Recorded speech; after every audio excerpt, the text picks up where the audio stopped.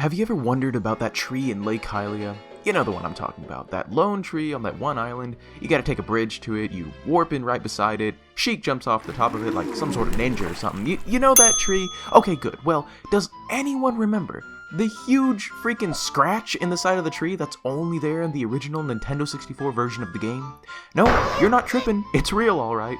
Now, what kind of clawed monstrosity could have scratched this magnificent tree in such a way, and why? Well, let's just say I think I have this figured out. Hello my friends on the internet, MaskedNintendoBandit here, and today I'm going to take you back to your childhood, back to Ocarina of Time. As I mentioned just a few seconds ago in the video, there seems to be a little detail in Lake Hylia and Ocarina of Time that nobody seems to be talking about over the years. I was reminded of it a few days ago by a friend of mine, and honestly it's kind of surprising how few theories there are on the subject. I mean, that's not to say that there are no theories on the subject. Some people say that it's a wolfos, just, running around being a wolfos, howling up the moon, scratching trees, stuff like that, like 10 feet off the ground with claw marks that are way too big to be a wolfos' claw marks. Some people say it's the only owl that has ever been known to talk more than he listens. Kapora Gabora, scratching the tree to mark it for Link or something like that. That really doesn't make any sense, which is why I don't agree with those theories. So without further ado, allow me to take you through my thought process. Also, be sure to like this video if you enjoy the content and subscribe for much more juicy Zelda theories. Searching Ocarina of Time's wiki page, I found no enemy that fit both the size and clawed requirements to be our mystery monster. That would also make sense given the lake's location. I mean, we have some beasts that look like they could do something like that, like my boy Dodongo here, or maybe my girl Volvagia, but I couldn't think of any reason why either of them would be cruising out on the lake, being fire creatures and all. It began to become clear to me that I wasn't going to figure this out searching information within Ocarina of Time. However, you know how Zelda games are all held together by that bit of ever so loved yet ever so hated thing we call the timeline? Well, it just so happens to link, no puns intended, the Zelda games together. Meaning, the Lake Hylia from Twilight Princess or Breath of the Wild, for instance, is most likely the same lake we see in Ocarina of Time. I took this one step further though, and actually tried to fit Ocarina of Time's Lake Hylia into the one from Breath of the Wild. And wouldn't you know it, it actually fits. Now, hang on, let me explain. An unknown amount of time has passed between the two games, and a lot can happen like terraforming the Earth in that time. But there are some big similarities between the two. If we take Ocarina's Lake Hylia map and overlay it on Breath of the Wild's, at first glance it seems to be completely different. I mean, the bridges don't even line up. I was lost until I discovered this little similarity in the top right of the lake. You see, there's a waterfall sitting right there, and directly to the right of it, a path. Kinda, sorta, exactly like the waterfall and path to the right of the waterfall from Ocarina's Lake Hylia.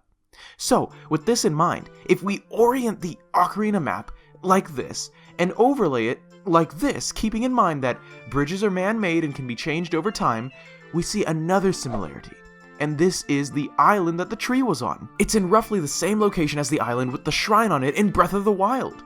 We are now looking at the same lake that must have, given thousands of years in between games, changed and altered over time, but it's still roughly the same lake. And speaking of Breath of the Wild, which takes place a long time after Ocarina of Time and merges the timelines, I began to ponder if there were any giant clawed beasts that may have originated in or around Lake Hylia. And if you're any bit a fan of Breath of the Wild, I'm pretty sure you know where I'm going with this. There just so happens to be a giant dragon, complete with claws of the sharpest caliber that makes its home under the waters of Lake Hylia. Meet Farosh, the lightning dragon. Now, I believe this already kinda makes sense, but where's the actual proof? I mean, what more can I bring to the table that would prove that Farosh is the perpetrator who scratched the tree in Ocarina of Time, and why would he do such a thing? I'm so glad you asked that, because I have 3 pieces of really, really good proof for this theory. First off, if you take a picture of Farosh in Breath of the Wild, his description tells us a couple things about our large flying zappy snake friend. Most importantly, we can read that Farosh is said to have served the Spring of Courage since ancient times. Now, what the Spring of Courage is another theory in and of itself, but what I want to draw attention to is the fact that this dragon is friggin' ancient. Ancient means really old, like possibly old enough to have existed all the way back here in Ocarina of Time. Possibly even older than this, but that's not important for this theory. If Farosh is that old or older, that means he definitely lived in or under the waters of Lake Hylia in Ocarina of Time.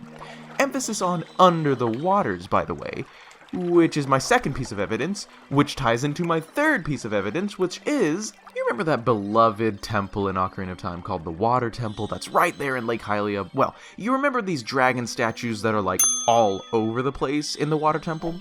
You know, the ones that kinda sorta maybe look like the head of a serpent-like dragon in a game that already features serpent-like dragons? Well, allow me to suggest that Farosh is the deity for which this entire temple was built to worship and to house him. And he quite possibly still lives under the waters of Lake Hylia in his temple to this day. This day being Breath of the Wild. I know, right? Mind blown. But wait, you thought I forgot, didn't you? Even if Farosh, the ancient giant dragon, was old enough to be alive in Ocarina of Time and was living under the waters of Lake Hylia, why did he scratch the tree? And how do we know that the temple is still there in Breath of the Wild? And isn't he a little, large to put such a relatively small mark on the dead tree? Well, first off, did you know that reptiles never stop growing? That's pretty cool, right? But that's probably, one, why Farosh is so large in the first place, and two, a means of explaining that he was probably a lot smaller however many thousands of years ago an Ocarina of Time took place. His claws could have easily only been that big that long ago. Secondly, and well, sadly, we actually don't get to explore under the water in Breath of the Wild anywhere, which is pretty sad to me. I suppose we'll never know faux show if the Water Temple is still there or not. But thirdly and lastly, here is my theory as to why Farosh may have clawed the tree in Ocarina of Time. Remember when Ganondorf's power was released after Link opened the door to the Triforce when he was trying to get the Master Sword? Well, remember how Ganondorf wreaked havoc all throughout Hyrule and released monstrosities in the temples?